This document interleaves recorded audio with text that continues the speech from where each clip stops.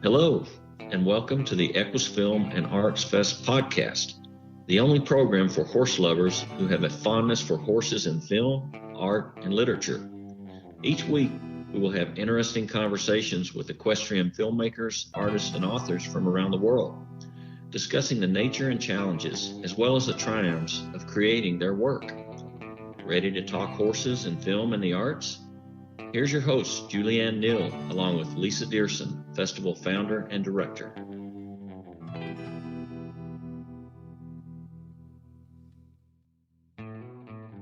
Welcome to the Equus Film and Arts Fest podcast. I'm your host, Julianne Neal, and we're here today with founder and director, Lisa Dearson. Hey, Lisa, how you doing? I'm great, Julianne. How are you? I'm doing really well. I'm excited about today's episode because we're actually getting into a little bit more of the recorded podcast interviews that we did at the film festival. And how long ago does it seem that we were actually at the film festival? I know. But this is cool because now we're getting into our filmmakers and our artists and our authors. Absolutely. As we move away from meeting the herd. So now everyone's going to get to meet the heart and the soul, so to speak, of our Equus herd, our filmmakers and our artists and our authors. So right. Victoria had made a documentary back in 2015. She was part of the film festival, and we did a honorary screening of her film at the Kentucky Horse Park because it was filmed close to the Kentucky Horse Park at Jeanne's farm, at her rescue farm, where she rescues mares, racing mares. And she has just a barn full of these sassy girls, these sassy racing mares, retired mares. And the story is about one very special horse that started her rescue. But she's just an amazing human being, and Victoria made a beautiful documentary about it, and we'll be screening it this year in May at the Kentucky Horse Park. It'll be part of the loop for the month of May. Oh, that's great. Well, Victoria is just so intriguing to me. Her film, actually, this film that we're going to talk about was one of the first ones that I saw, other than, of course, The Edge that we brought.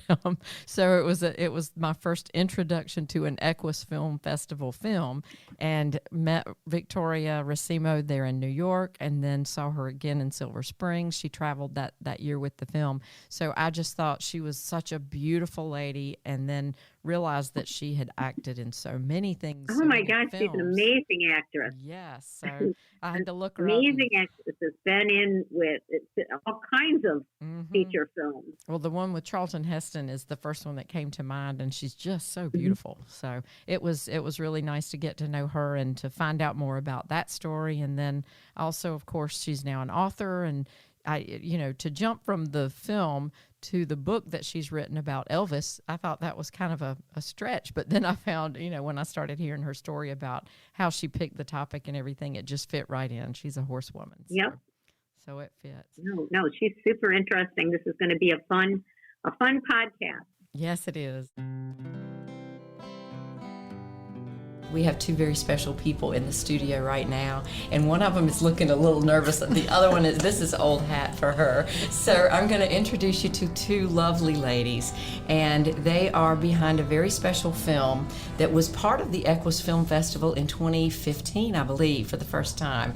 And I'm going to let them tell you a little bit about it, but I'd like to introduce you first of all to the star of the film, Jeanne Mirabito, and to the filmmaker, who is a star in and of herself, Victoria Racimo. So, ladies, thank you so much for being here.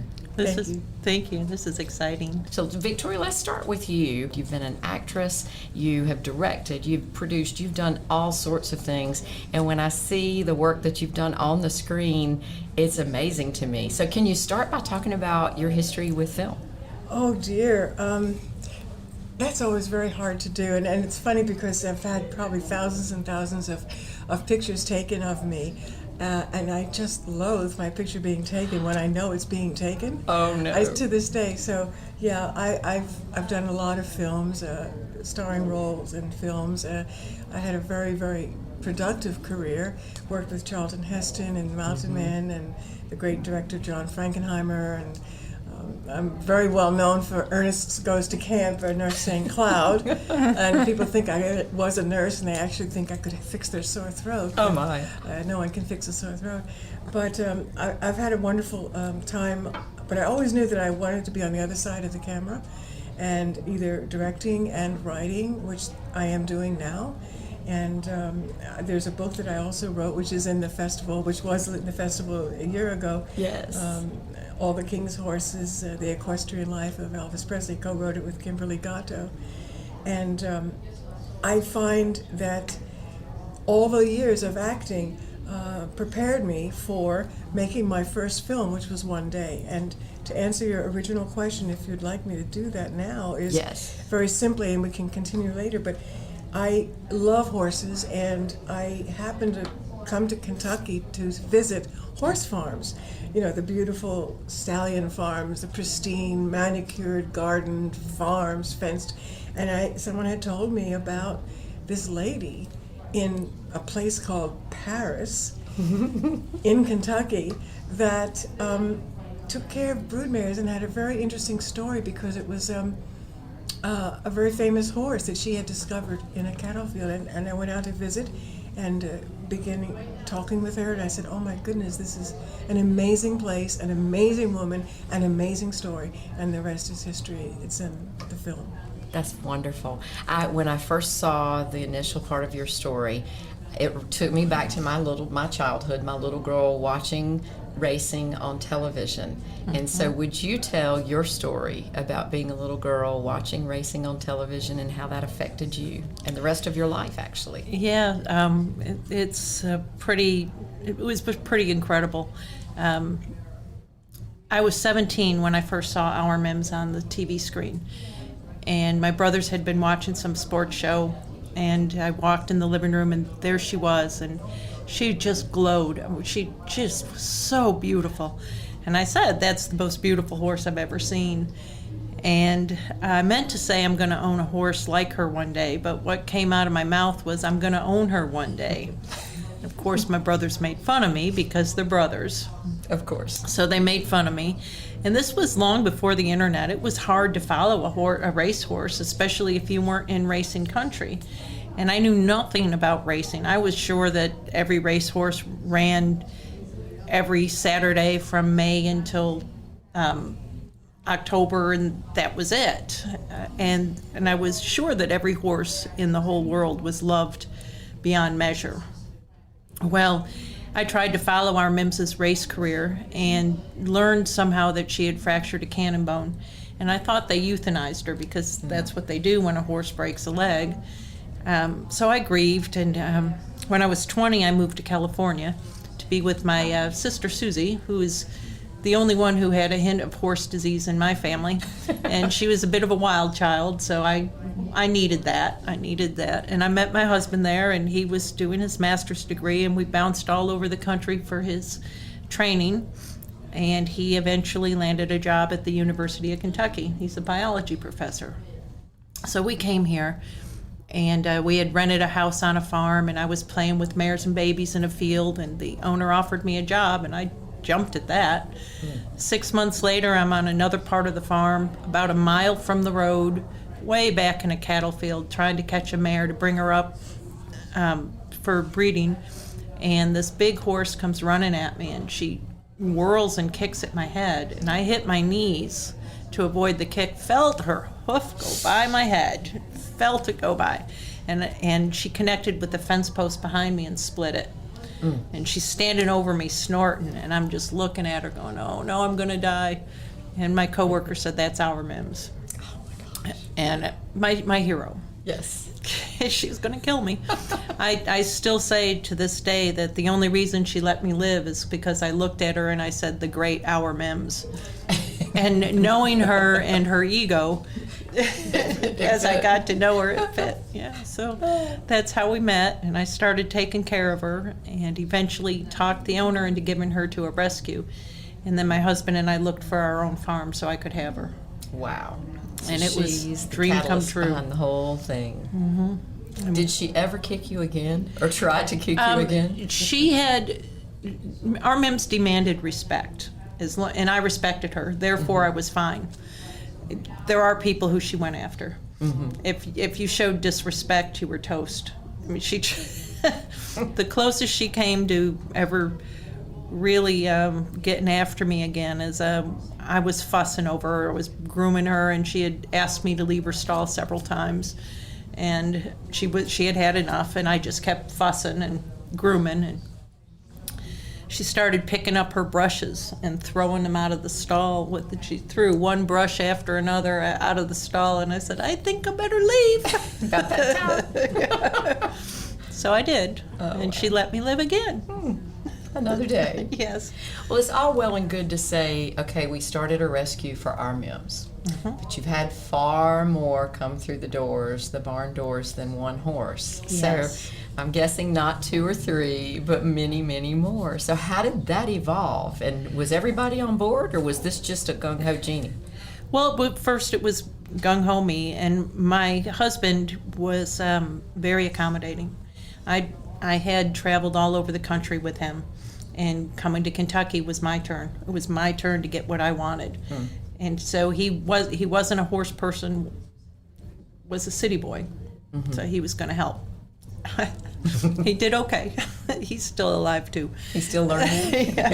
And my girls helped. My middle daughter Cassidy was in the barn with me all the time. My other 2, Crystal and Marky, weren't quite horsey kids, so they took care of the house while we did the barn work. But yes, we've had many fine horses. I still can't believe the number and who they were, and the personalities that I have been blessed enough to know and care for. Our Mims's younger sister, Sugar and Spice, sweetest horse in the world, and Hope of Glory, the most suspicious horse I've ever met. Oh, wow. Highly suspicious. We had the horse that played opposite Sam Elliott in the movie Prancer. Oh, yes. Chief.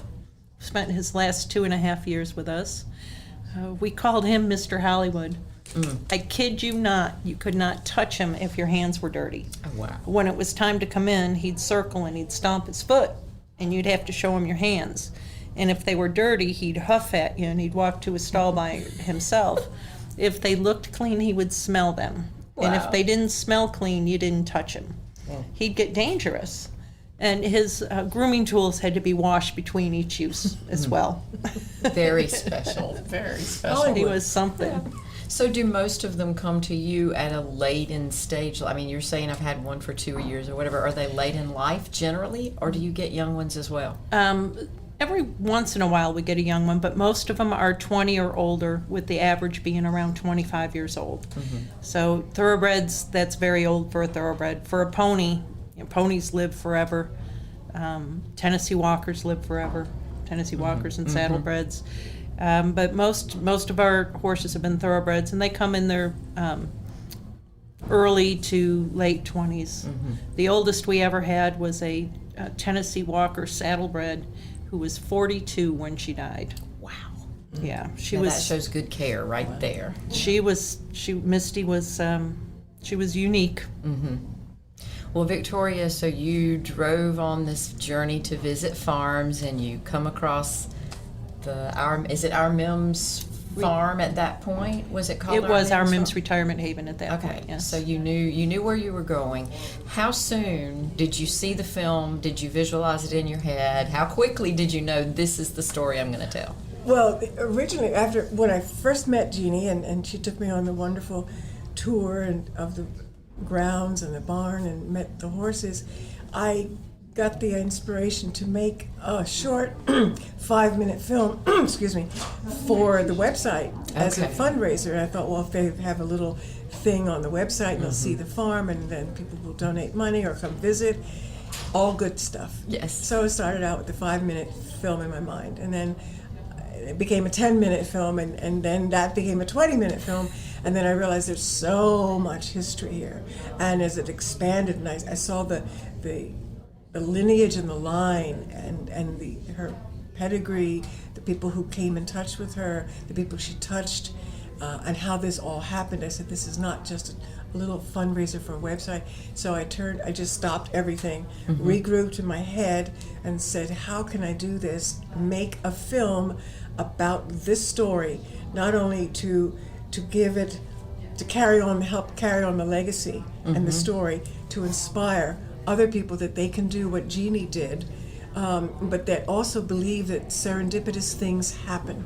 And if you are in the right place at the right time and you don't seize upon it, then that's your loss. You're doing yourself a But disservice. if you listen to your heart and you listen to your gut, and you are blessed with something like Jeanne was blessed, no doubt.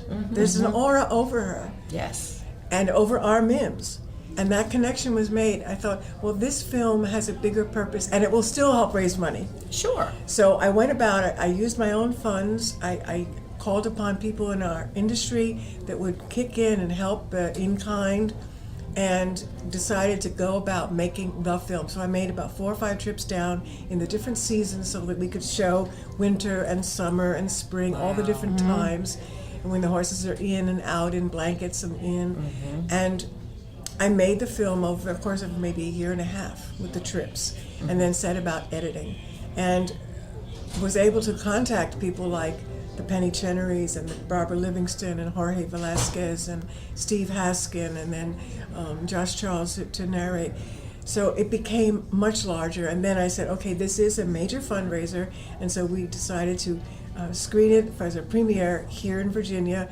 Where else? At the Equus Vineyards of all places. Yes, I didn't realize that. And it was a fundraiser. I just visited there for the first time. Oh yeah, this summer, did you taste a lot? Beautiful, yes, it's what a wonderful. beautiful place to do that. Yeah. So we had the screening there. We had a lovely premiere night, and John Beach came, the original trainer. Yes.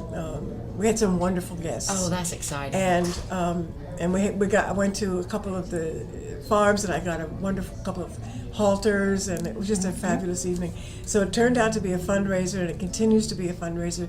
So we made the film, we made it in Blu-ray and regular DVD, and so people have been, purchasing the film. The film is at the farm. There's a little section where the people can buy the film, among other things of our MIMS retirement haven. So it's turned out to be a wonderful experience for me as a first film, because the process, I had no idea.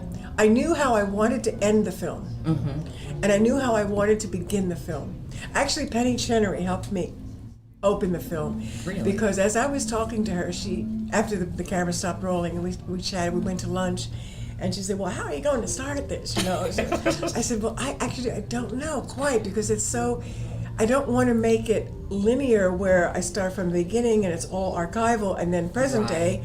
So I said, well, I'm going to break it up to pull people in with the present day mixed in with archive. She said, well, you have to start with the race. I said, really? And she said, yes. She said, everybody loves a race. If you start with a race, you'll get them from the top. So I said, okay. So I went back to the drawing board, and I rethought it. I said, she's absolutely right. Yes. I'm going to start with that race, and then cut right to Jeanne talking, and then go to the farm today. Yes. So, and the film, that is the journey of the film. The today, the history. Today, the history.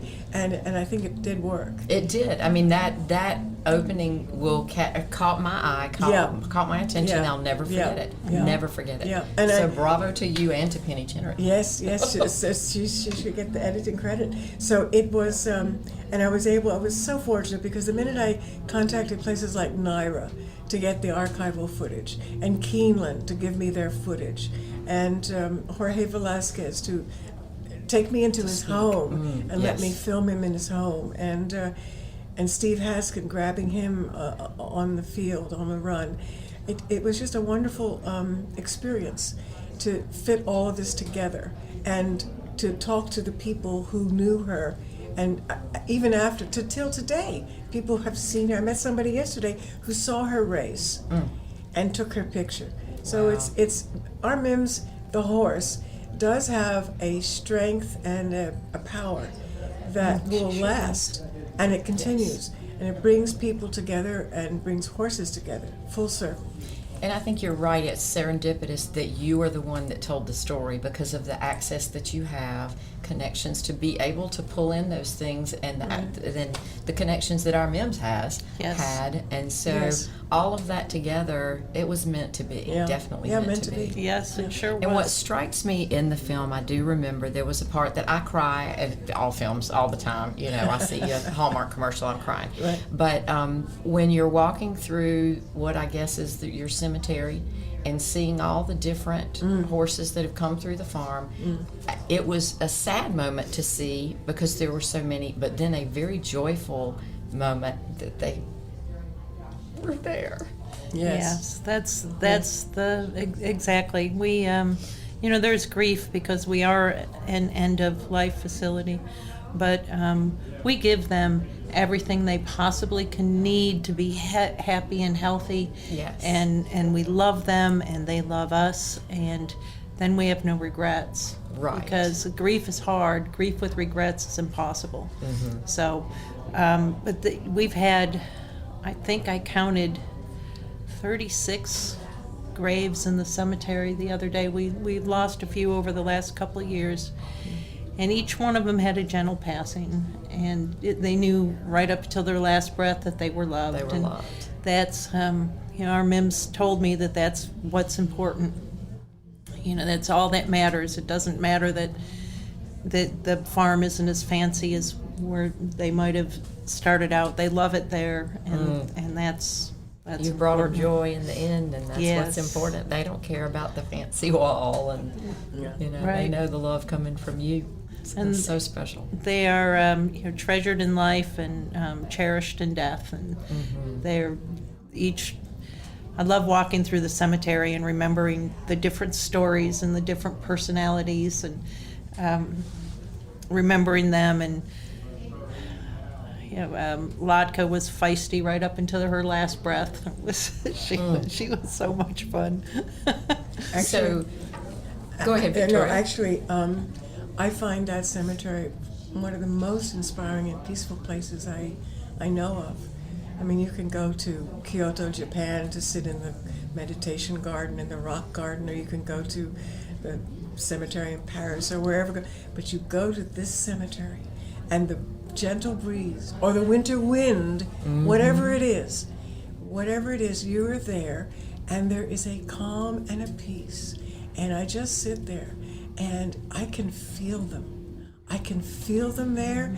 And Jeannie it's as if you have, like in cartoons, the magic of cartoons can just shoop, bring it all together in a swoop of a swirl, a vortex, and then it just lingers. It's just a magnificent place. And I encourage anyone who hears this podcast or sees this podcast to please go out to our Mims Retirement Haven in Paris, Kentucky.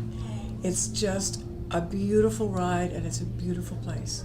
Do they need to call you, Jeannie? I mean, could people drop in, or do you have No. appointments, or how do you do that? Well, it's all by appointment, because we have to prepare for prepare the horses and prepare. And sometimes I'm not on the farm, or sometimes we're cleaning stalls, and that's always a mess. I just wanted to say, I don't think I made an appointment. No, you didn't. I did. I just showed up. Somehow that does not surprise me. I don't know about anybody else. Victoria, That's okay. She called and she said, "I'm on my way. I'll be there in a few minutes." And I had the fans of Barbaro were visiting, and I had a 4-H group work day, and the farm was just hopping. And I said, "Oh, okay." And Did she tell you when she called that she was a filmmaker or No. an actress? She just said, "I'm coming out." Yeah, she said she's coming. So you had no clue. No clue. So, but I recognized her. I'm like, I know this person, but Yes. why do I know this person? And we went up. I'd left her up on the hill with a mare named Timeless Sue. I said, "Here, just stand by Sue. She'll take care of you." And Victoria's like, "What? Wait, what?" And I said, "No, Sue will take care of you." And she did. And they really bonded. Victoria and Sue did. That was the beginning. She's my Now, horse. how did she say to you, "I want to make a film," or what was your thought if she did, or how did that all come about? She said, "I want to capture this. I want to do a commercial for you for your website." And I said, "Sure." And I never expected anything to come of it. I mean, if I had a nickel for every time somebody wanted to do something for us, we'd be rich. But she said she wanted to do it, and then she called back, and I went, "Wait, what?" Really? she's following through with this, and then she kept coming and doing. Well, it's going to be longer. It's going to be longer. It's going to be longer, because you really can't get enough. Those mares. It has nothing to do with me at all. It's the mares. They are magic. They're just. They are magic, and our Mims left a magic there, and Sugar and Spice did, and every horse that passes, and they're Victoria's right. They are there. You can feel them. You can walk through the cemetery and feel them. You can go up on the hill, and you know that they're there. And every now and then, you feel a bump, or you swear that you absolutely swear that they're right there. Well, you may say it has nothing to do with you, but you created that space for them, so it has everything to do with you, actually. Well, I was that's pretty special. I was just the vessel. When I wrote this, I wrote all the dialogue that Josh Charles says, of course, the script, and Jeannie does bury them with their head facing east, and he turned to me and he said, not recording, he said, why did she do that? I said, because it's so symbolic. It is facing the sun, that there is continuation of the soul and the spirit. And he couldn't get over it. He was just amazed. He said, the whole horse? I said, yes, the whole horse. Yeah. Absolutely, with the bucket of their favorite treats, as she says in the film. That is wonderful. And in there, yeah. We have some fun traditions. When a horse turns 25, she or he gets a red turnout blanket and red buckets in their stall and red feed bucket, red grooming kit. And when they turn 30, they get purple. And on New Year's Eve day at 4 o'clock, we have our blanket change ceremony. Oh my God. Where we take the old blanket off and we put the new blanket on. That is so cool. And we sing for She's a Jolly Good Filly when we put the new blanket on. That's true. That's so good. This year, Kidnapped Katie will get her red blanket, and her sidekick, Two Bits, who is the first horse that ever owned me, he gets his red blanket this year. And Elmhurst gets his purple blanket. Yeah, so we're very excited, and we just, it's open to the public. People can come out and have some cocoa and cookies and sing with us. And we Also live streaming it as well. I was going to Yes. say, do you have a way to watch? Do you have a way people can keep up with who you have right now? Yes, our Mims Retirement Facebook page, and we're on Twitter as well. Wonderful. And we do a lot of live broadcasting, like the morning turnout is always fun, or sometimes I'm up there before dawn and you can barely see, but neither can I. Yes. So So I'm you're taking the film and we having fun. say good morning to everybody and make sure everybody's up and well, and then we give them their breakfast. And That's great. they're just the different personalities and the different times of day. Like Exciting Bucket is not really a morning person, so she'll stay out all night and then expect to be able to sleep in the morning. And she gets a little mad. I bet those personalities are Yes. quite interesting. Well, how lucky for you that Victoria came along when she did, and Right. how lucky for our Mims that you came along when you did. So Yeah. it's kind of a full circle.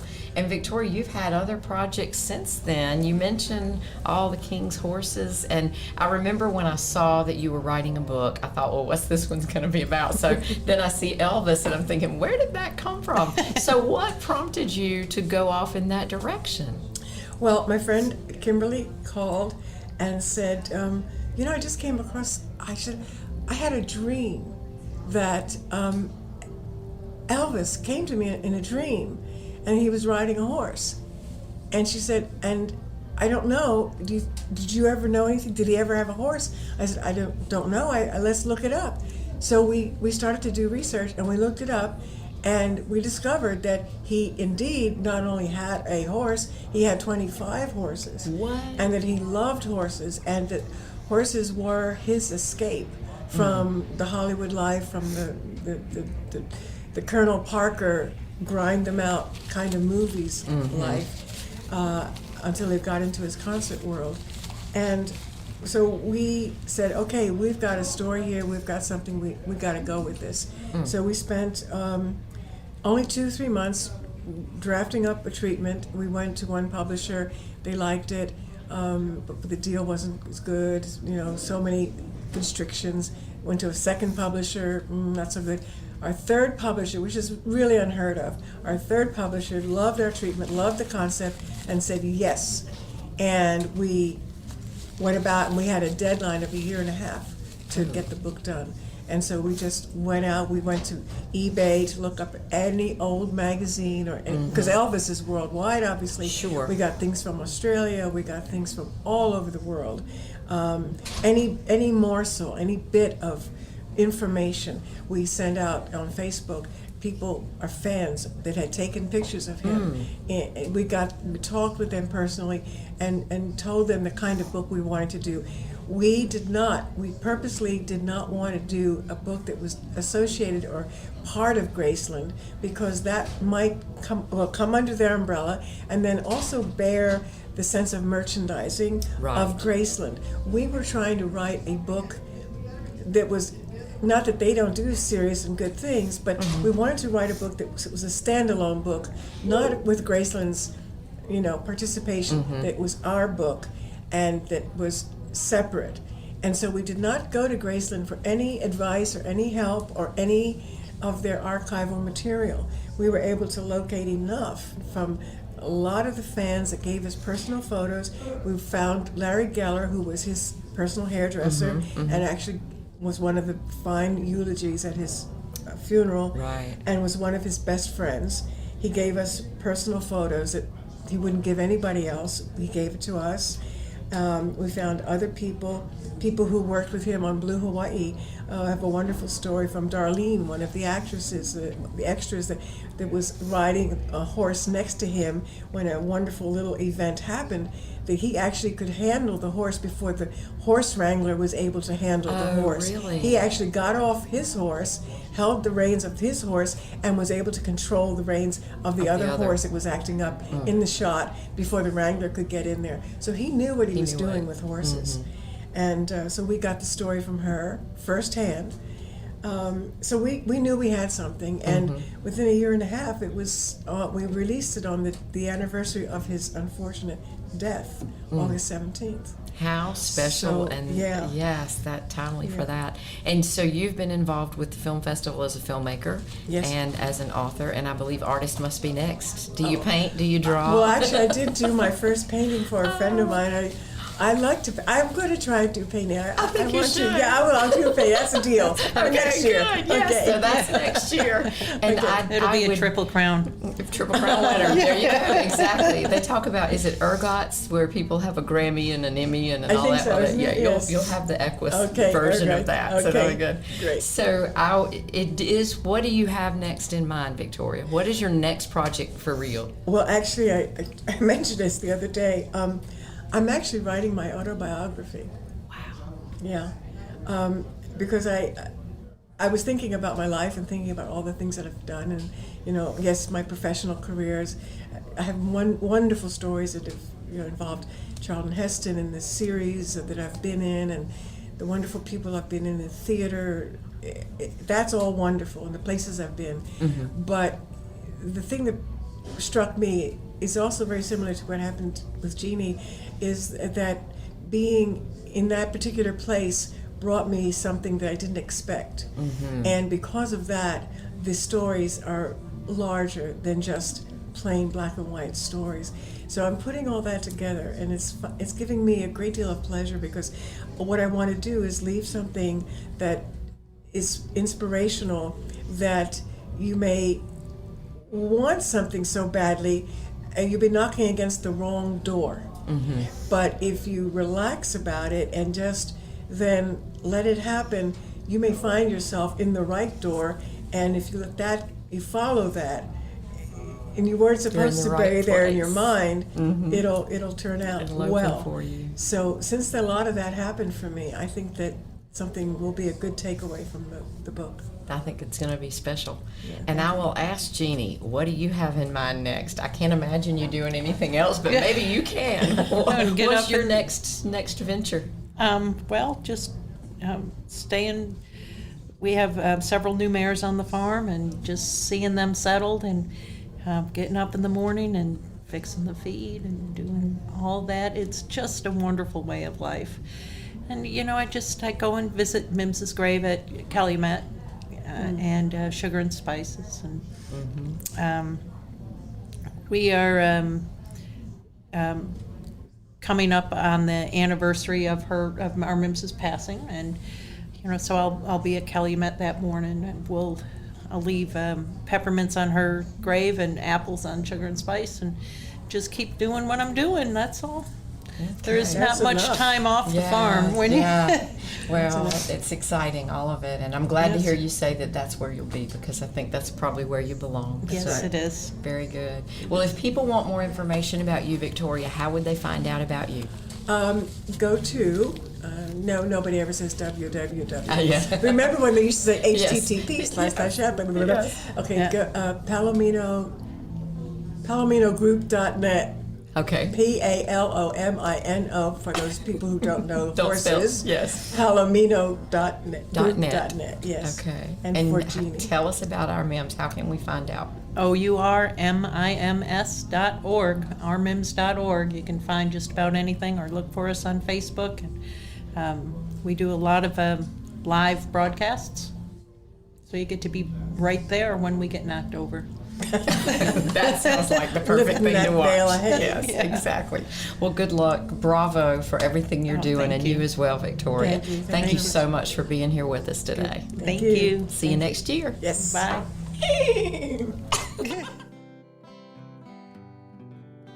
Hi, I'm Lisa Dearson, Director of the Equus Film and Arts Fest.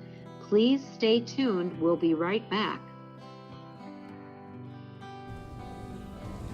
So welcome back. We're here with the Equus Film and Arts Fest podcast, which is a new initiative here with the Equus Film Festival. And what better place to do it than the Kentucky Horse Park? You bet. And I'm your host, Julianne Neal.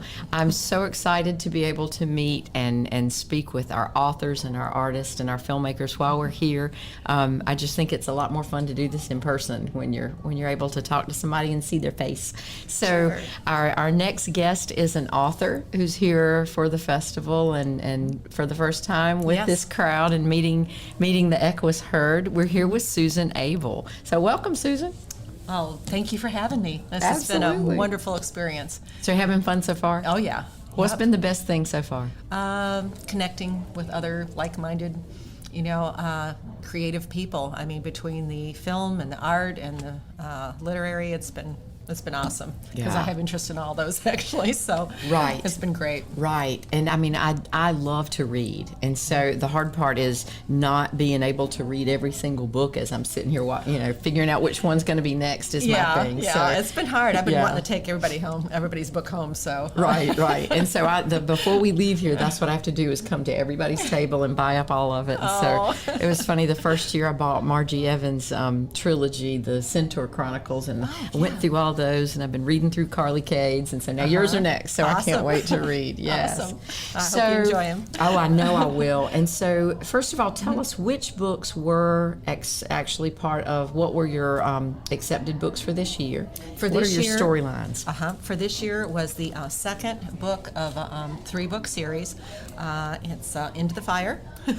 And once I got into, I'd say about halfway through the first book, Through the Mist, I knew there was going to be a second and possibly a third book, and I'm working on the third one now. Wow. Yeah. So how long a process is it usually for you? Is there a typical, can you predict I'm going to be done in a month or two or whatever? I think I can now after the second book. The first book took me over 20 years to finish. my. I started it when I had returned to college. I went back to school at the age of 40 to get my You're degree brave. in You're very communications and journalism.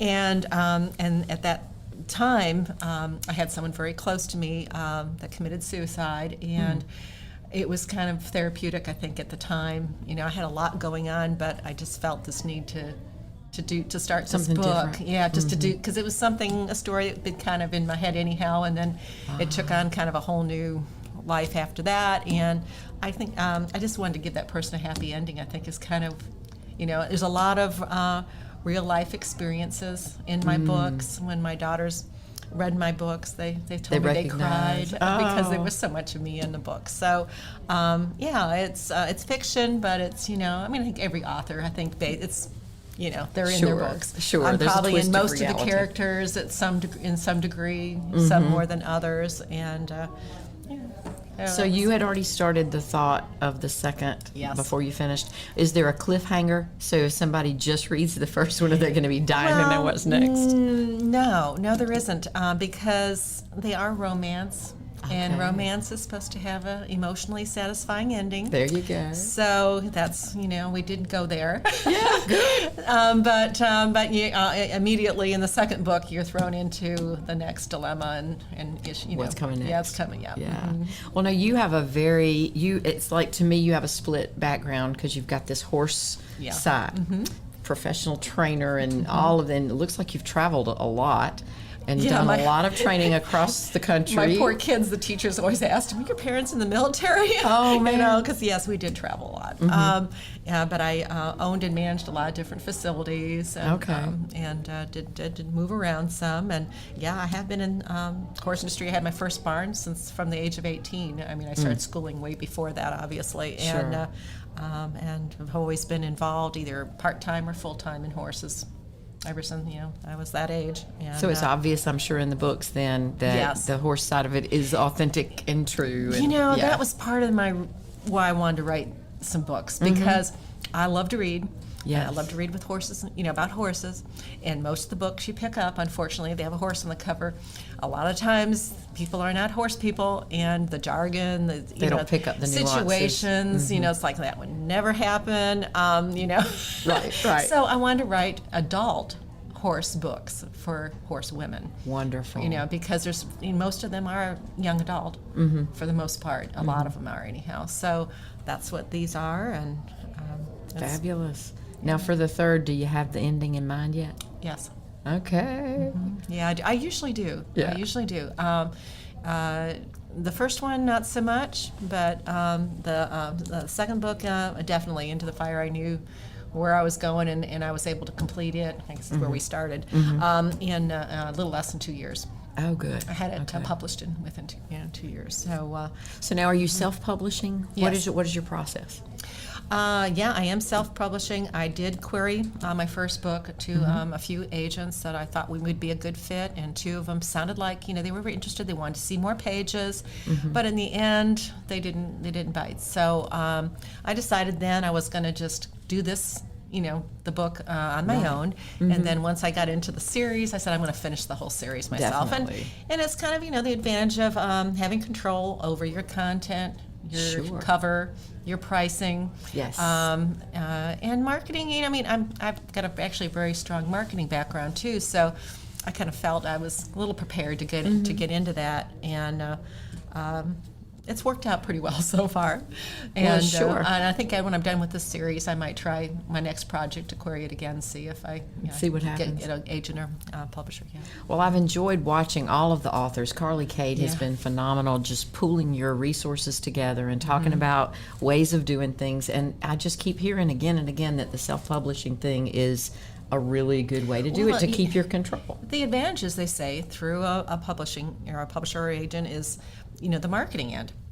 But they don't do what they used to do for Right, authors. I mean, right. back in the day, I mean, they did everything for you, and they really set you up, you know, nationwide tours and all that. And not a whole lot of that happens these days. So you're still having to So do you're your still own having marketing. to put in all that Sure. time and effort, and so, you know, why not get all the benefit?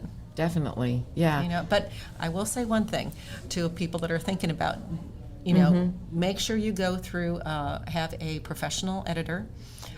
You know, with my writing background, I only needed a line editor. But, you know, I mean, because you read a lot of books, that needed help. Yes. And they didn't seek it. And Yes. so I do recommend that you at least Find have someone an editor. to be, Yep. yes, to read do through that it. for you, sure. And you have an extensive background in creative writing, it sounds like. Why was that just something that you were drawn to? We don't seem to teach creative writing in school anymore. Ask my parents. I mean, I was always telling stories, making up stories, all the time. And in high school, I was very active. And my senior year, I didn't really have a whole lot of time for school.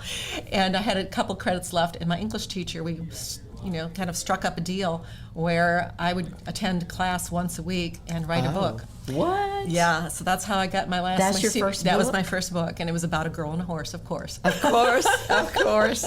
That's So, great. yeah, that was my start. And then, Have you considered publishing it? I have thought about rewriting it and doing something with it. It was actually a pretty, cute story. That'd be fun. I worked for a veterinarian at the time because I was supporting my habit, my first Right. horse, and it's about a girl that works at a vet, and That's horse great. comes in that needs needs a home, and nobody wants it, and it's going to put it down, and she takes it, and it goes from there. So Wow. but yeah, I have thought about it. Yeah, That's really cool. But then I just life, Life family, gets in the way. kids, and Yes. all that, and like I said, I didn't get back to writing again until I was 40. So what is your balance now between writing, and anything else that you're doing? Anything else is my husband and I have photography. It's actually his Wow. company, but I work with him on it. I do the marketing for him. Okay. So I'm still working 35 hours a week in the office. So my writing, time is precious. So, and I try to do as much as I can, and I still have horses, so I want to get some writing in and Definitely. keep them going, Yes. I have two seniors, a 23 and a 28-year-old, and we're growing old together. So, it is hard sometimes, very challenging to set that time. You get it all just have in. to set that time aside and say, okay, I'm going to write. Absolutely. And I try to get in at least, I don't care if it's 30 minutes a day or something, and then Do hopefully you keep more. your horses at home? Yes. So good. Yeah. I've been They're fortunate close enough by. because I've been in the industry that I've always had my horses on my property, so it's always been a Now nice. you're in Atlanta? Yeah, Atlanta area. Yeah. Wow. Yeah. Wow. And it's nice. It gets a little hot in the summer, but it's kind of nice because you really have year-round riding, pretty much. Yes. Good year-round riding. When I was younger, I used to bundle up and get out there Yes. in the snow and all that, but it is nice to have it, We're in Camden, South Carolina, so we're not Okay, too not far too from far, you. Yeah. right. And there are times in the summer that I'm thinking I need to move a little bit further north, but the minute that first frost hits, nope, Yeah. I'm done. We're in a good place. Yeah, So, yeah. Well, I know that you've enjoyed meeting the other authors who are Oh, yeah, here, and I definitely. bet by next year, number 3 will be here, and we'll be I'm back in hoping. the same place. I'm I hope hoping, but so. I've got, like I said, time-wise, I'm hoping to get done. I don't want to rush, and you want to take your time with it, and you want to make sure that the editor takes their time with your Get it book, right. too, and not rush them. So, and I have a gal that's worked on these 2 books with me, so. Great. Yeah. Well, now, if someone wants to buy the books, how would they find you? I'm on Amazon, paperback and Kindle. Yeah, I've had a lot of people ask about audio, but I Audio would be great. Don't know. I might maybe after I get the 3rd book done, maybe do the series. Maybe start with that. That'd yeah. be great. So, yeah. And you have a website? Website, yep, susanabel.com, and I have a blog that tells about some stories. It's called Horse Tips, Tales and Tips, and it's basically about my experiences with horses, some kind of fun stories, Neat. and what I learned in the process, Great. Yeah, so I got that going. I do a newsletter, and so anybody that wants to get on board with that, I'd love to have them. And with my website, I do I do some artwork, so I have that on my my about page at the bottom of that. People can kind of see what I'm doing with that, and You're quite creative. well, yeah. It was when I went back to school. I was kind of a toss-up whether I was going to do, go back into my art or pursue Or the writing. writing. Yeah. And I did go. Are you into, glad you went the way you did? Yes, I did. Good. Yep. Oh. Well, thank you for speaking with me today, you. and I look forward to seeing you for the rest of the weekend, Yes. and look forward to seeing you again next year. All right. Thank you. Thank you. This episode of the Equus Film and Arts Fest podcast is sponsored in part by Nature's View, the Marley Project, and JA Media Productions. To learn more about what we do, visit naturesview.us.